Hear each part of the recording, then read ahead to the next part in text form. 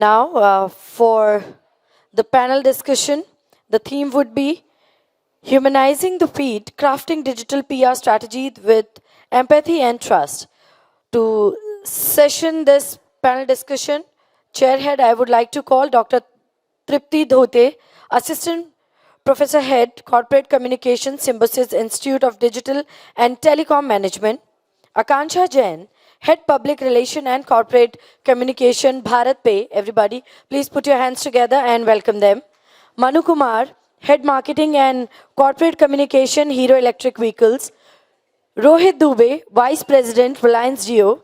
Sanjeev Handa, Senior Vice President and Head of PR and Communication, Maruti Suzuki. Nikhil Day, Executive Director, Adfactors PR. We welcome you. Looking forward to have a thought-provoking panel discussion. And I would request Dr. Tripti Dhote to please take over. The mic and stage is all yours.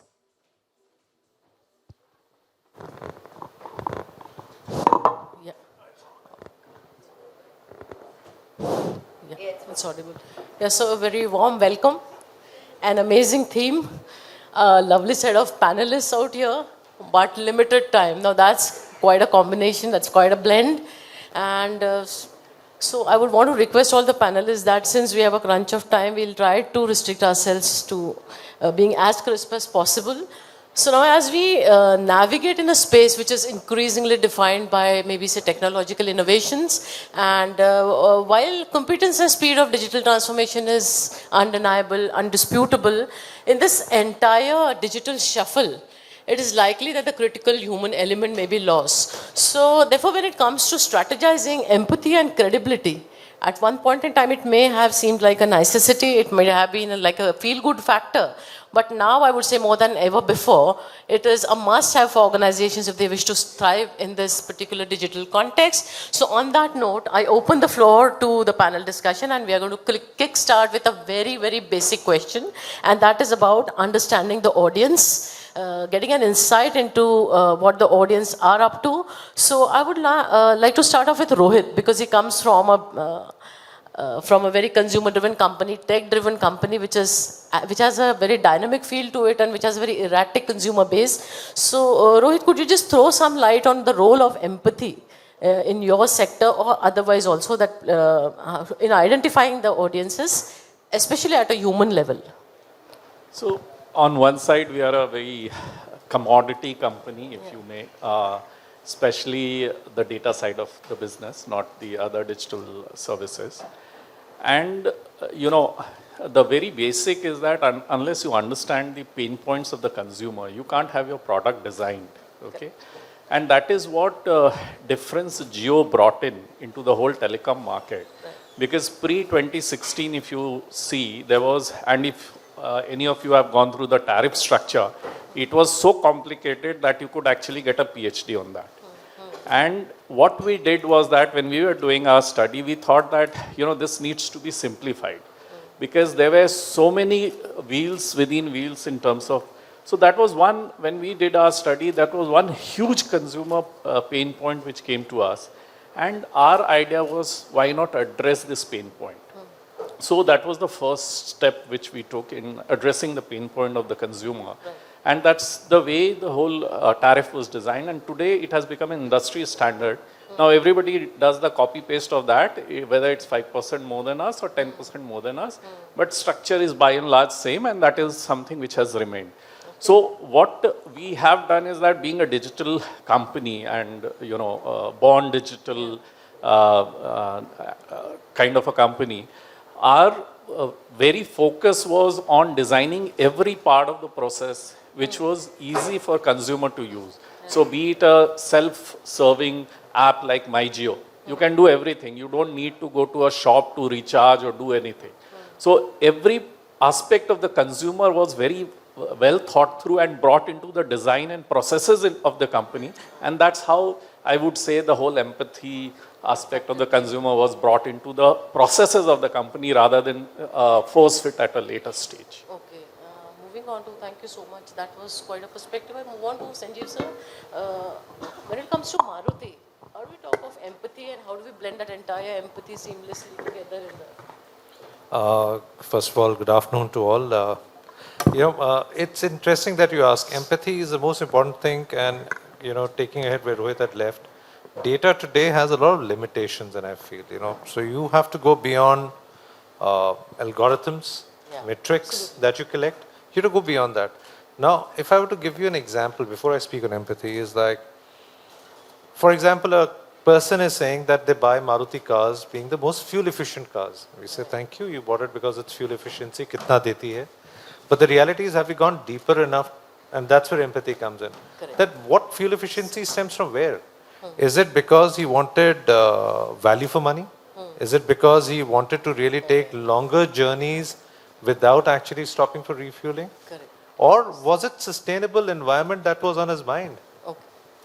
So those answers are still not there. So therefore, what we do for being empathetic about consumers, we go very deep in research. So, example, if you were to talk about first-time buyers, they have a lot of anxieties. They have a lot of anxiety being a first car. Who should I, whether this is the right car for me? Is it right for my family? Will I get it on time? Will I have finance available? We take all those nuances into account when we are designing our marketing strategies and, more importantly, our digital footprint. So today, out of 26 touch points that we have identified a consumer takes for buying a car, 24 are digitalized at Maruti. So which means, right, except for, taking a test drive and getting a delivery, everything is digitized. You can take finance, you can take anything. Right. That gives peace of mind. That's empathy. Right. That's So something I think quite a lot of the empathy that we see at Nexa comes out of the fact that we have a lot of relationship managers, like we were speaking the other day. So does that also add to the element of empathy that you just spoke about? I think a big thing. Nexa, I don't need introduction to people out here. I think over the years people all know Nexa, but Nexa is not an acronym, but it's new car experience. Correct. New car New buying automotive experience. experience. Automotive experience. And in that, the biggest thing we focused on was the relationship manager. In today's world, you have people who are used to being pampered at banks by saying you're a privileged customer. Correct. You go to the airport when you're flying in and you say you have a platinum card, gold card, silver card. You have different lines. So why not at the showroom? So those people who are seeking these kind of values is what we kind of try to offer at Nexa through the relationship manager. And like I shared with you, for your Ignis that you already have, it's interesting that if you have a relationship manager, even if he changes, the number that you have stays unique. So you don't have to bother about calling anyone. You just call that number, you will be connected to a relationship manager. Okay, throughout. I mean, if a relationship throughout your journey, for any experience. Mr. Manu Kumar, a part of, you're representing the hero EVs, which is, when I speak of EVs, it's all about category creation and essentially the objective, no matter whether you're in the nascent stage or you're now in a little clutter scenario, it still boils down to, creating awareness or educating. So what has been your experience of creating empathy? Good afternoon and thank you for having me here. So as Sir said, I think one of the things which we need to take care of is that, when we talk of digital PR, is a little different from social media, the regular social media which organizations do, because, the lines get blurred, whether you're doing PR or you're actually, talking of your regular social media feed, because ultimately you're going to use that medium or, one of the mediums which you use for social media. So I think that's very important. And as he was mentioning that, we have to go beyond algorithms, etc., how many likes reach, you get on social media. But when you're talking of PR and when you're talking of empathy in PR and humanizing the whole thing, what you need to do is that we need to get away from little bit from advertising and marketing feeds which you actually put out. Especially when you're talking of a new category which is getting created, you need to give out a lot of education. Sometimes, that may not look very glamorous, it may not look, that, a lot of people are engaging with that at that point of time. But I think you need to probably keep at it as a separate program that, we need to talk about how does a EV work, what is the benefit of EV, how much will a battery last, there are fires in batteries, so what are the repercussions, how to, manage your electric vehicle, etc. So that is very important because it may not look good. It may look that, people will comment on negatively. So I think these are things which you need to do. And one of the things is that, you need to also understand whom you are actually targeting and talking to. And you have to talk to them in their language, the way they understand. One of the things which I think everybody is struggling, and very few companies have actually managed to do well, is actually, see, India is a very large country. You cannot, speak the same language to everyone. You have to go regional.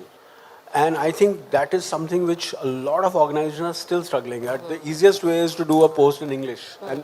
And that includes my company also. I'm not saying that I have done something great, but I think that is one of the key things which I think going forward companies will have to talk about. When you talk of empathy, if the guy does not understand your language and you are saying, humne to sabko kar liya, so that itself is not empathy. So I think one of the things we need to do going forward is, how to actually talk to the people in their language, to look at regional nuances. Right. And then, put out a in the story sense, you're trying to embrace inclusivity and diversity, which is also one of an important element out here in the discussion. So, since you have already mentioned about inclusivity and diversity, I think Akanksha, if you could take up that and just let us know how, if you could share some standout campaigns wherein you may have addressed, because ultimately inclusivity drives diversity, is what I feel like. Hi everyone. Just to give a little context of what we do at Bharatpe, so we work with offline merchants who are small or emerging merchants, and they actually have been left behind in this e-commerce race. They play an important role in the overall economy, but they kind of just get left behind. And the reason why Bharatpe was formed was to kind of enable them with credit access, give them the new age fintech products that are simple and easy to use. Now coming to your question, so we run a campaign called Transforming Bharat, which was started about 2.5, 3 years back at the time of COVID, when retailers were the ones which were the most impacted. The idea was simple. We took the bet, we took the risk to kind of go out and get compelling stories of these guys who are the unsung heroes of the economy, who are there day in and day out for all of us. And over the last about 2.5, 3 years, we've kind of covered merchants across 15 cities. These are short 2-minute stories that we put out in their language. You'll have to remember they are not camera trained. We don't use any optics, like there is no makeup, there is no, so to say, DOP out there. We shoot them unscripted, we shoot them to get their stories out. And over the years, we've also tried to talk about how we are impacting their lives. So we also bring an angle of how their families have kind of seen a change in their lives, how they've grown and kind of made their dreams a reality. And we've covered across the country merchants across multiple categories. And it's a beautifully done series in the sense that we've really been able to showcase impact. So I believe if you have a brand purpose, you should not just have it out there. You should be able to map it back to what you're really doing.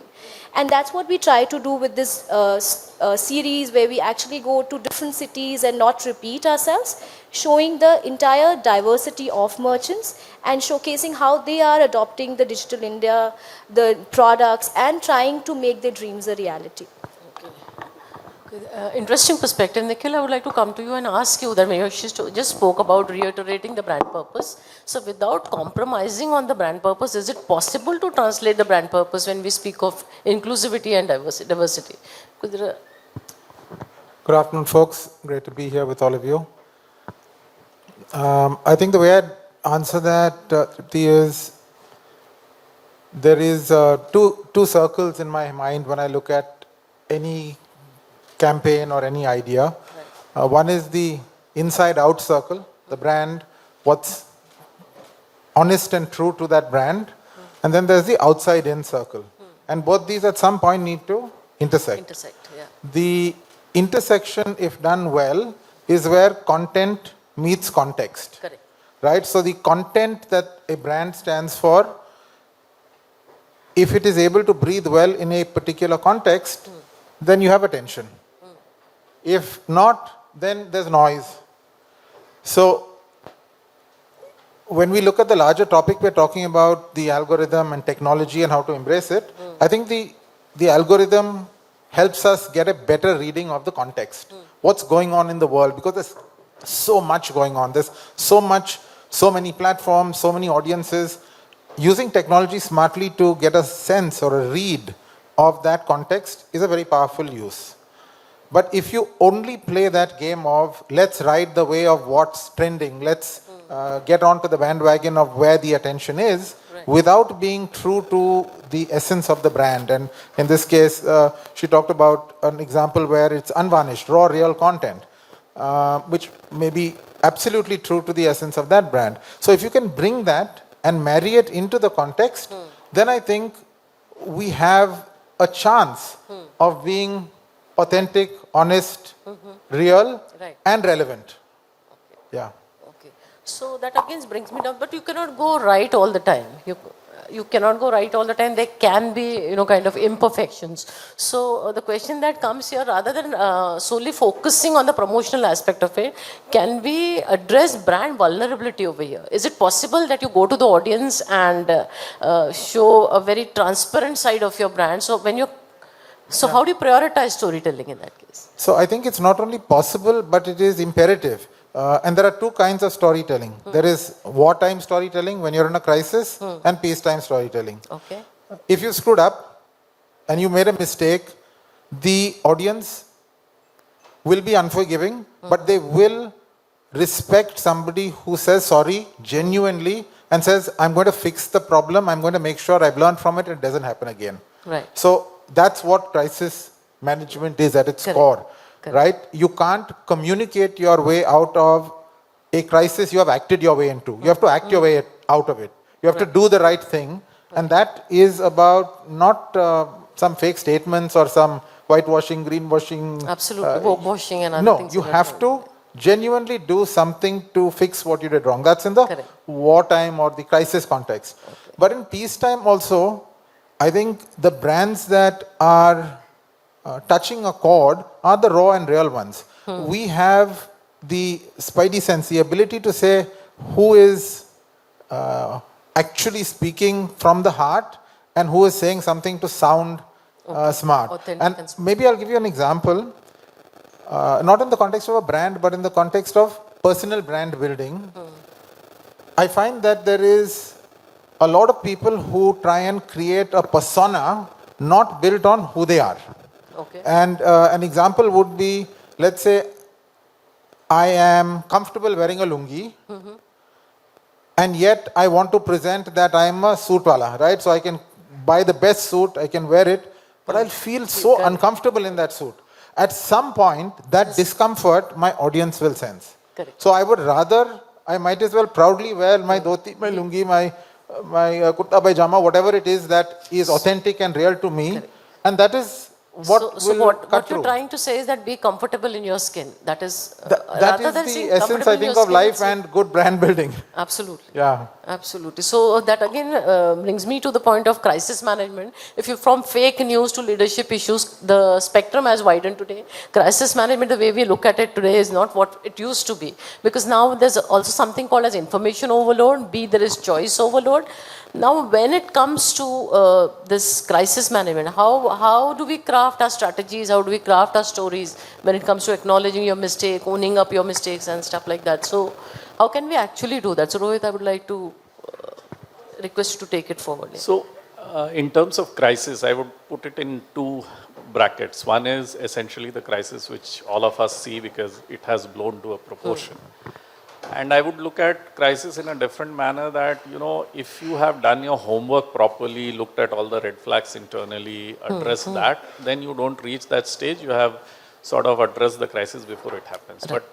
But now going to the issue of when it happens, there are a lot of time crises happen because of what you do, and crises happening because of something which you have not done. And essentially today, fake news is one such aspect which we have been seeing. And, media also not playing back some of the things which they are doing. And a lot of time they also get caught in a wrong foot. Correct. So there are a lot of examples I can give, but one example which comes to my mind is that there was a fake Twitter handle built for one of us, very senior person of the company, and then some fake news circulated, it actually impacted us. And the way we knew was not from the ORM software which was going on, because it was so hyper-local, but it came through another mechanism, but we had internal systems to check it, because there was a certain amount of port-outs happening there. Right. And the moment port-out happens, we sort of sensed that there is something wrong and go back and then. So those are the ways, you have to stitch up multiple systems to look at crises and then address it. Also, in today's age and world, you don't know where the crisis is going to come, be it fake news, be it something which you have said which you did not mean, be it some action of yours, etc. And then people have all the time in the world to blow it out of proportion and all that. So it is very important for brands to be very visible of what they are doing, how they are using the tools, especially the ORM tools and all that, so that in digital media you can actually address those crises which is coming. Okay. So that brings me to the point that it's very important to also listen to your consumer, listen to your audience, and there needs to be a system where you do that to encourage active listening maybe and engagement. So how in your opinion, Mr. Sanjeev, and I would, how in your opinion can feedback and maybe even addressing concerns, how it can strengthen a community of trust, and how can it build credibility? See, credibility is built over time, and that we all believe. It can't be built in a day or a minute or just through one communication. You have to be consistent, you have to be true, you have to be transparent. Absolutely. To be trusted. Right. So, true, transparent, to be And trusted is the motive. And for that, I think the best thing is to listen to the consumers. We do a lot of social listening. I think Rohit spoke about ORM, and we also have ORM tools ourselves. Yeah. So the biggest thing they do help us is to go deep to figure out the noise and sift the sound from that and see what exactly is the message that's coming out. What exactly are the consumers really saying about you? One is the noise, yes, definitely. But what are they saying? And from that you derive your own motives or your agendas, and then you drive them. So it's a very simple thread. And you have to be, the only thing is, you have to be consistent, you have to be focused to listening to them.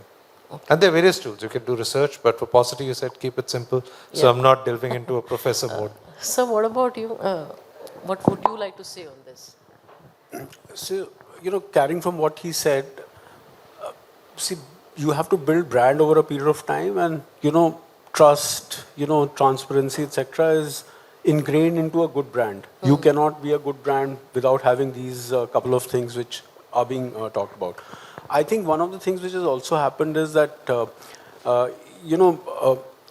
today the consumer is, omnipresent, and there are so many channels where, so omni-channel, omnipresence, these are words which are talked about, but, so you have to be there. So that's why, technology, ORM tools, etc. But what happens is that, you get so much data. Are we able to actually analyze that data on a monthly, daily kind of basis in terms of what is the sentiment? So, agencies will come and say that we are going to, look into sentiment analysis, etc. But how many, top leaders actually look into the sentiment analysis of the brand? Because it's one of the figures, the PR guy or the social media person will, put it in his monthly report and say, okay, great, my share of voice was this, and everybody is very happy about it. But if you're looking at digital PR, that's why I'm saying that we have to really demarcate between social media and digital PR, public relations, if we are talking of. So I think in that, if you're looking at sentiment analysis, what is the kind of things which people are talking about, your brand, etc., and how you're addressing those issues on almost daily basis or even weekly, monthly basis, depending on what issues are being talked about. So I think we have to look inwards as well, because we have all the tools available, but are we actually analyzing the data to actually take recourse and say that, okay, listen, this is what's happening and we need to address those issues. I think these are hidden issues which we tend to ignore because, if it's not a big crisis, so what we wait is that if the crisis gets there, then we start looking at it. Yeah. But if we look at these kind of, issues which are there already, digital gives you that you can actually look at it on a hourly basis, saying that what's happening, So I think those are something which brands will have to look at it and actually use data to their benefit and be empathetic, transparent, truthful to Because without truthfully, you will get caught. You know, you may get out for a week, 10 days, but ultimately, you know. Okay, that is the only thing which may build trust and credibility, is what you're trying to say. Taking this question forward, I would also like to know whether you have some processes in place or some kind of a software, some tools which you've been using in order to make listening more robust, some platforms I for think today on the consumers. digital platform, you know, there are multiple tools. You can call them red bars, local bars. There's so many of them that you use for listening. But, you know, the key thing, like I said, and I would emphasize on that, is that it's not the data points, it's not the matrix, it's not the numbers. It's the inference you derive out of it. It's not the quantity, it's the quality. It's what you can, so there's a lot of noise. When you listen, you can form word clouds, you can make presentations to the management, there's a word cloud is this today, sentiment is this. It doesn't matter. You can churn out and say percentages are this, you're going deeper into numbers. All kind of cross-cuts are possible on digital media today. But the reality is, how are you inferring it? What are you taking out of it is more important. True. So in terms of tools, yes, we have an in-house social listening tool called Ignition. Ignition. We call it Ignition. We just branded that, which is basically to listen to what's happening online. And we feel that's a larger world today than the real world that we live in. Okay. So yes, we can use that. Akanksha, maybe your point of view on engaging the consumer. And how do the consumers know that they are being listened to or they are being heard?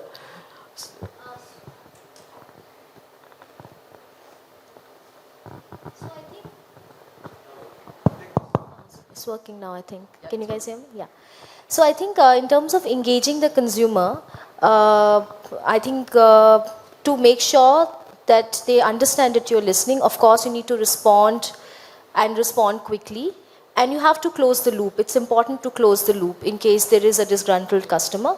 Also, there would be enough cues that the customers may give you in terms of what they want, what they like. So you have to, like all the other panelists I have mentioned, you should look at tools and try and understand the sentiment on an ongoing basis to understand what is brewing, what they like, what they don't like, and from takeaways from there to actually devise your strategy in terms of, say, from a content standpoint, this works, this does not work. From a product standpoint, this is working, this is the pain point for the customer, so I need to address it. Also, just adding a little bit on a crisis piece here, because when you see that there are some points that the customers are highlighting on an ongoing basis, you know that this is going to blow up. So you should not just brush it under the carpet and say, okay, Abhi, I've handled this, so this is done. You should see if there is a trend emerging from there, it's time to kind of address it well in time before it kind of gets noticed by the people who can make a big noise around it. Right. Please. Sorry, Rohit, I'm just taking the light out of the thing. But you know what she said is a very true thing. See, today, digital, there's a lot of chatter that happens, and the worst thing that a company can do by not taking an action is Correct. make it viral. So today we say, it's gone viral because you didn't take an action. So the biggest thing we're trying to do is to take the chatter from ORM and get them into the CRM. So get them from online to offline. Okay. And then resolve the issue so that you can control the virality. I just want to add to that. I also heard that it makes a lot of sense to nip it in the bud. I mean, even before it starts off, you just, okay, what has been your experience about listening and all the engagement tools that we've been using in digital? So listening is very important part, and we do exactly what Sanjeev just said, that you need to close the loop and take it offline. So pretty much we also, there are main handles you have, and the moment we see somebody actually complaining about product services, we take them off to a secondary handle, which is the care handle. Right. And then you take it offline from there, do your outbound calls and all that, and address that. So you have to have a very good mix of digital as well as your physical system, wherein you address the customer, and be it on a digital format, or in most of the cases in our system, there are a lot of time the consumer doesn't understand how to use a particular way of using the online system, and all that consumer complaint happens. For telecom, the biggest cry point is that there is no network, or a weak network in my point. So we understand those kind of issues. So there are standard ways of responding to that. But then you don't start responding online. You just say, okay, DM me and I'll call you, and then, sort of. And these ORM tools, we also have, we bought a startup a few years back who were into ORMs, couple of them, and they are doing a good job to us. And it is also that depending on the complexity and the seriousness of the issue, it is flagged up to various levels. So, if it is something which can be handled at a customer care, you just flag it to that level. If it is something which needs to go to the circle head or circle CEO level, it goes to that. If it is CTO level query, it goes to that. So the processes are, standard 24/7, it is being done. So you have to have processes in a large consumer. We have 450 million customers. You can't just have a Absolutely. Absolutely. 8-hour manning. So we have to have 24-hour manning. Yeah, absolutely. Nikhil, it would be interesting if you have some campaign which you could talk about, wherein it was possible for you to say that this campaign made a lot of impact, and any campaign or rollout or standout campaign which you could talk about. Actually, I wanted to add 2 examples related to the listening part. Part of it. The tools are not the problem. In fact, there's plenty of tools, depending on your appetite to spend, or even without that, there are enough ways to bring the outside in. But I think depending on what your intent of listening is, you will choose what works for you. So I call it listening to know and listening to show. Correct. See, the listening to know is when you're deeply trying to understand what's going on. Listening to show is when you want to show off a little bit. Dekho, this shiny, this dashboard, ye hai, wo hai. This. Right. And both have their Pros and uses. cons, yeah. But 2 examples I can give you, one from an auto industry and one from an aviation industry, where listening to know helped us preempt a crisis. Okay. So I won't name the brand, but the situation is very interesting.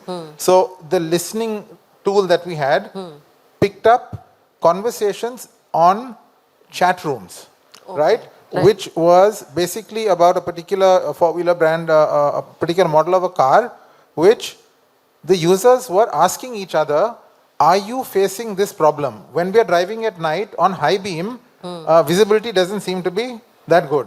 Now, it wasn't a large volume, and I think Sanjeev made that point about the quality of that input.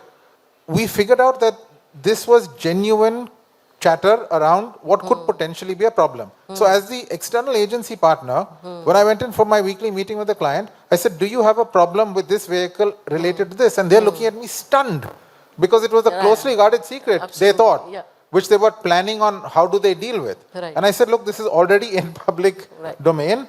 So preemptive action and managing a crisis comes from that. That's the auto example. The aviation example was actually about one customer. One very high profile customer who put out a tweet against a very large airline about bad experience, right? Flight delayed, claimed to be blah, blah. And again, the team who was tracking it, because this is where again technology versus the intuitive knowledge. It's not that this person has so many followers only. It's the heft of that individual. Being able to flag that, and that's a process, up the tree, getting the CEO of the airline to call that person the minute the flight landed, personally apologize, Fantastic. and say that, look, it was delayed, but 11 minutes. And the amount of angst that you put out over there seems a little excessive. And then they made good. And eventually that person put out a positive tweet about this is customer service, right? This is attention. Absolutely. So both these are examples, I think, of how, and you use the word listening and hearing. Yeah. There's a big difference. Big difference between the two of them. I think we have to really hear. And heard. I use both the words essentially because there is a difference between the two of them. And I think hearing is what we have to focus on. Yeah. So when we talk about empathy, the campaign that is very close to my heart is one by Maruti, where you go to Ladakh and you still find a service station out there. So the kind of empathy that, the kind of listening that Maruti as a brand must have done. So would you like to say something about the campaign? Well, that's before my time, to honesty, but that's one of the challenge I face more as a marketer myself, which is how to make perfection more perfect. So we did try out a film, I don't know many people would remember or not, which was 4,000 a desert, which says Maruti Suzuki showroom, each pointing in. Correct. But nobody remembers that. People still remember the Akanksha. Correct. One, because it's it was unbelievable to think that a remote place like this would have a service station. Exactly. So that unbelievability gave us that credibility or trust, Okay. which resonated very positively with the brand. Okay. So now I would like to understand, can empathy be measured? Is it really possible to measure empathy? Or and we often, when we talk about measurement, we talk about the traditional matrices or the traditional metrics like say reach and engagement. So can we look beyond that? I personally, Anybody can take I personally believe anything that can't be measured cannot be improved. Okay. So That is you have to you have to create a matrix. You know, if you're, for example, you're a professor, how would you grade your students? Absolutely. You are now this, We'll you are have- this. yeah. You have your CGPAs are your matrix. Correct. Similarly, I think for any PR activity, it could be share of voice. People did speak Correct. about it, or it could be, I would say personally go deeper down to the brand level. It could be as simple as even the unaided awareness levels could actually tell you what the brand perception is, or the brand positioning is in the consumer's mind. So yes, metrics can be worked out. There are plenty of them. Okay. You wanted to add on something? So yeah, metrics depend on what you want to do in terms of outcome, because metrics can be designed, number one, to just show that you're doing so much of work. But in our case, what we do is that we work very closely with our sales team, and simple campaigns which we take to the ground level. And I was very happy to read a couple of months back a HBR article talking about micro-influencer. This is something which we have been using for the last 6-7 years. And UGC has helped us a lot. User-generated campaign in very localized area. We used to use people. Today there are many big names in terms of tech gurus who are doing reviews. They started something when we started. We started calling them, we said, this is one field you can look at. Hindi is something which you can look at. Marathi is something you can look at. Many of them started when we started doing that. So, it is not always about PR that you have share of voice, etc. PR, when you are working with people on ground, like UGC has worked very well for us. One of the campaigns which we did was that we started going to people and say, okay, why you have taken this? We had a small, phone called Geo phone, which was like $500 and all that. And when we started taking, user videos and all, we used to make videos. In fact, there was a whole campaign done in Rajasthan when they had a plan. Government started something called Bhamasha, and they were giving out phones. So we went to all parts of Rajasthan, picked up people who were actually using it, and the kind of stories we got was fantastic. Now, when we started picking up those stories and then, playing that in the media, social media, etc., the kind of pull factor it had in terms of subscriber addition was actually a very visible matrix in terms of output for the company. As well as that, later we converted into a full-fledged ad campaign with the user-generated campaign. So these are things which you can do when you are working very closely with the purpose in mind that this is what we want to do. Okay. So would you like to add something to this? Measurement and the metrics that can be. So, see, there are various ways of actually measuring, but when you're talking of can you measure empathy, Correct. So, see, one is quantitative, share of voice is increase, etc., etc. But I think, you need to look at the qualitative approach as well in terms of what has worked, whether, for example, if you found out that people are talking negatively about you and, and by doing certain actions, which could be, putting out your, thought out there, the company's thought out there, and then suddenly over a period of time, things started to move into a more positive direction. So again, you need to, look at those kind of trends, You can also probably look at things where, the person, like he mentioned that, somebody actually tweeted negatively about the brand, and then because the brand immediately reacted to it, and then that got converted. So I think even if it was just one person, I think that's a huge, because that person was a well-known guy and he had that heft, So I think what we need to do is that when it becomes mass, you need to see, the one thing is that you have to understand what's going on below the surface of what people are writing. Right. And then trying to, control that. And that, I think, becomes a huge matrix that over a period of time, people have started talking about, positively about. So, for example, recently there are various case studies. I won't name one of a very famous, food delivery chain story which is going on. So, I think, how you want to, manage those crises which brewed because of certain actions which you took and how you manage that. So I think those are things which you need to, probably react fast, react in a manner which, people understand and think that, okay, listen, these guys are looking at what we are talking of and then they are trying to take action on that. So I think those are some of the things which, will... So, okay, so we need to take a call as to when we can be reactive, when you have to be preemptive, and possibly when we go proactive. So ma'am, on measurement, I think the best example would be, let's take empathy and measurement. Right. And take this panel. Okay? Right. If we were trying to measure, is this panel successful on the quotient of empathy? And the criteria is, have you given equal chance for each of us to speak?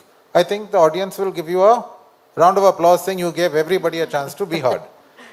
But if we change the metric saying empathy with regard to audience engagement, we have 1 minute, 6 seconds left.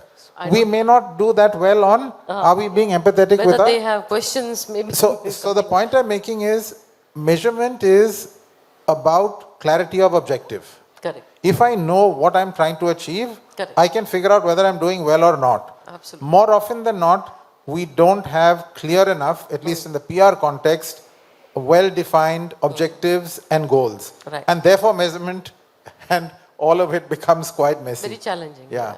It is very challenging. So I think we are almost, we are bang on time. This was the last question. We tried to gather the measurement metrics also. I'm not sure whether this is open to questions. Anybody from, if anybody has a question, we just have a few seconds left. If you have any question for the panelists, please. Yeah. Anup has a question. So please. And Have one the over mic there. Can somebody please give him the mic? Yeah. Which of the panelists you would like to ask, or it's open to all? Hi, my name is Vishal. I basically wanted to understand the traditional PR. The way we spoke about PR was, it was always free of cost versus a lot of PR which is now paid for. How do you measure traditional free PR versus a paid PR initiative? So I wouldn't look at it as paid versus free. I would say PR is around earned attention. And sometimes you need to pay money to earn attention, right? Paying for an event, creating a really interesting event costs money. And if that gets eyeballs or gets attention, you're still paying for it. So if you're talking about paying for an article or a placement, very specifically, again, I would say it comes back to what is the objective. As long as it's done ethically and transparently, and you're not disguising the fact that this is paid content, which is fooling the public, I think if it reaches the end audience and either educates them, entertains them, or makes their life easier, it's useful content.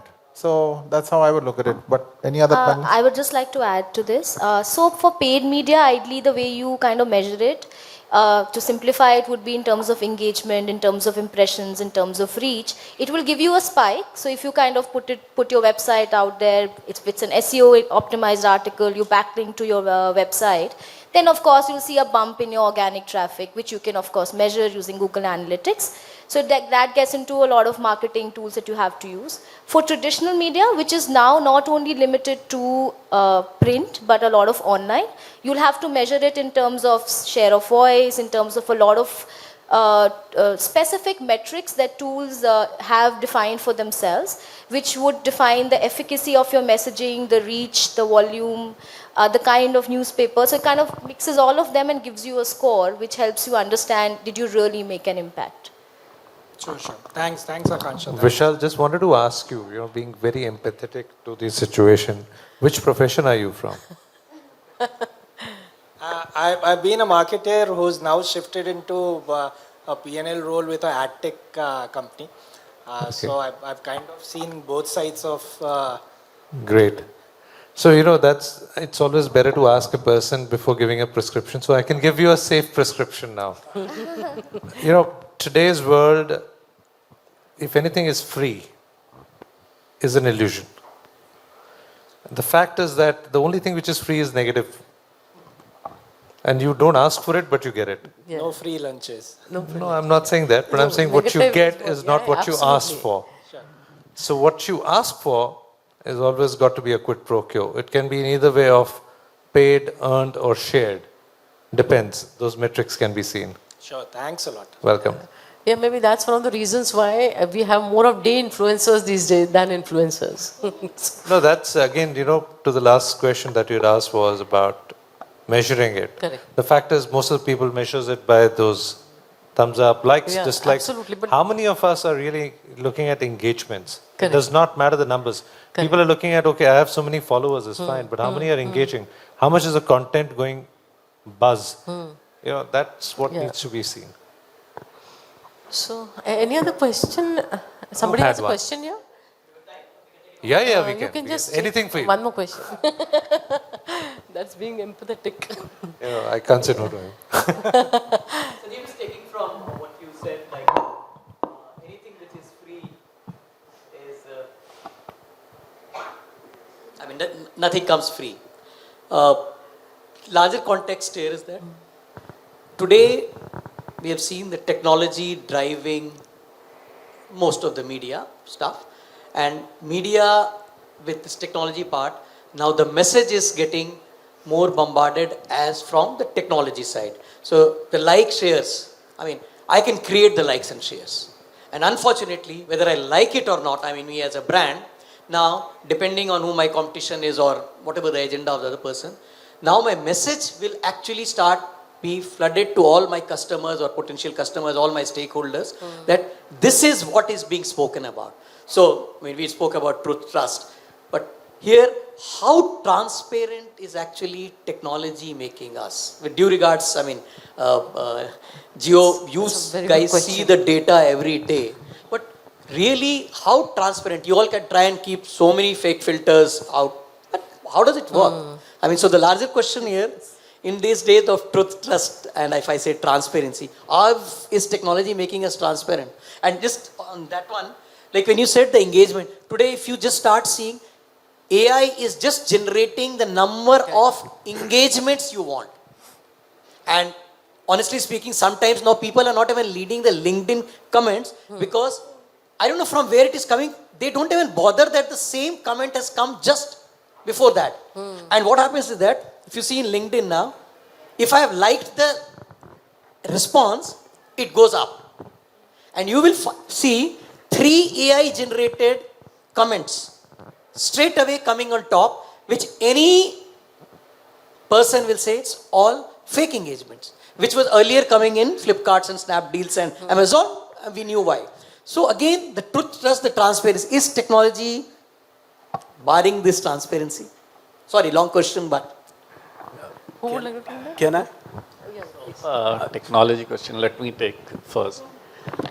So what happens is that technology, the way we see it, technology is always subservient to humans, okay? We make a lot of technology, but technology typically goes through a hype cycle. So we are in the hype cycle of AI currently.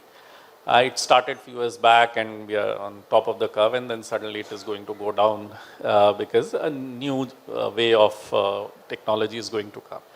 But what it does is that earlier the change was slower, we could adopt to it, and we never had these kind of questions because we could understand the change.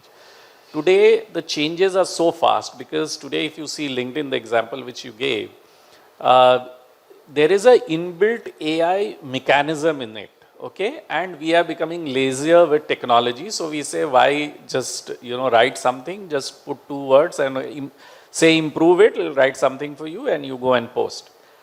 9 out of 10 times, 3 to 4 of them will sound similar and exactly what you said is going to happen there.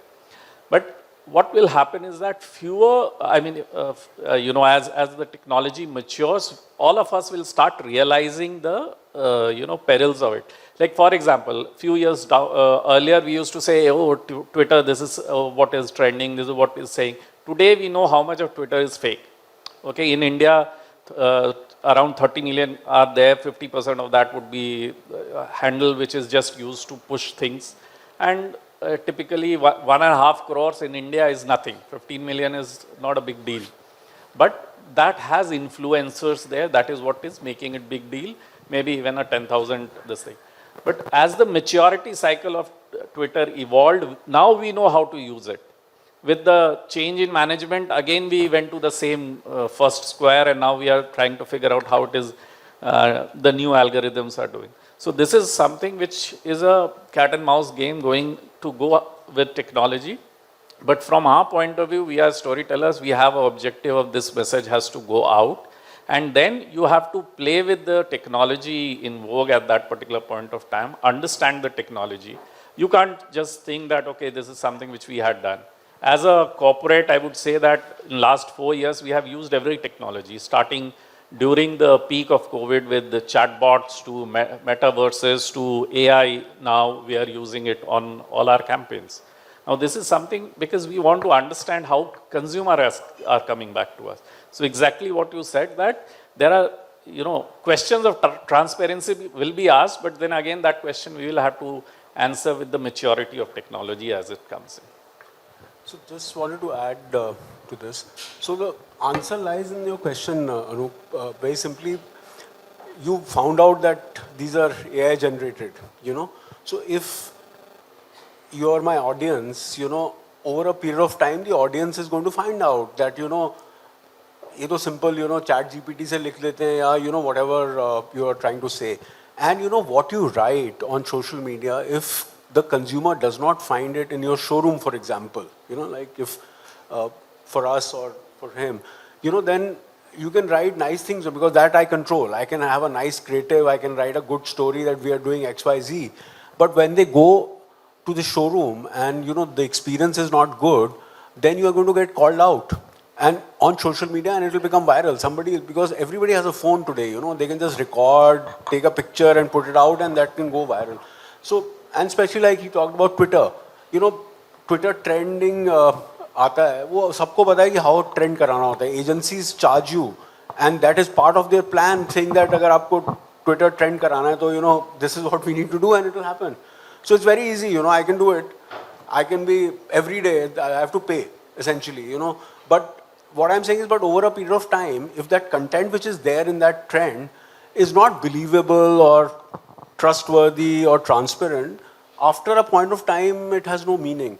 So while technology will help you, if there is a interesting story which you want to tell, which is going to, helpful for the consumer, etc., then yes, why not? I would like to reach many more people. I want to create new audience because ultimately, as a marketer or as a PR person or as a, digital guy, is also to add to my, brand's reputation, my numbers, etc. So if there's a great story which is believable, trustworthy, then why not? I will use technology to, probably push it beyond my regular audience. So yeah, so it's a both way thing, but I think over a period of time, if you're not truthful, trustworthy, and actually what's happening on the ground is not showcased or being bummed up in a slightly, or cosmetic manner on social or digital, etc., then I think you'll get called out. So I just wanted to add something. So this reminds me of a lot of interesting things I'm observing of late.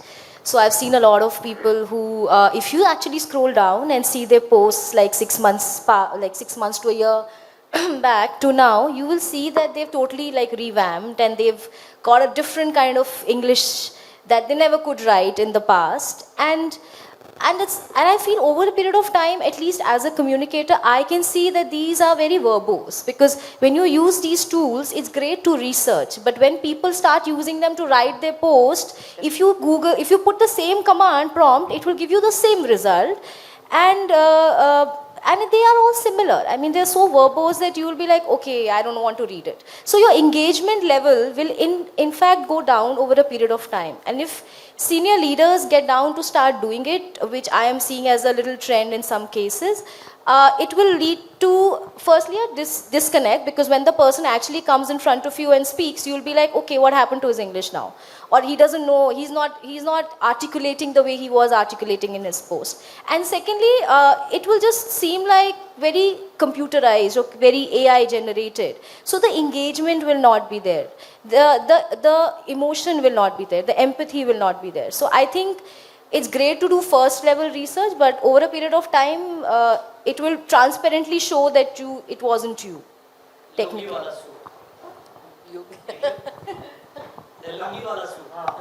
So time's up. I think we should allow the next panel to... Yeah, thank you so much to all the panelists, and thank you very much for the engaging question. Thank you. Thank you very much, all the panelists. And Chairperson, I request all of you to kindly come forward for the group picture. It was thought-provoking, and simultaneously it was very informative. Thank you very much for sharing your time and valuable information with us.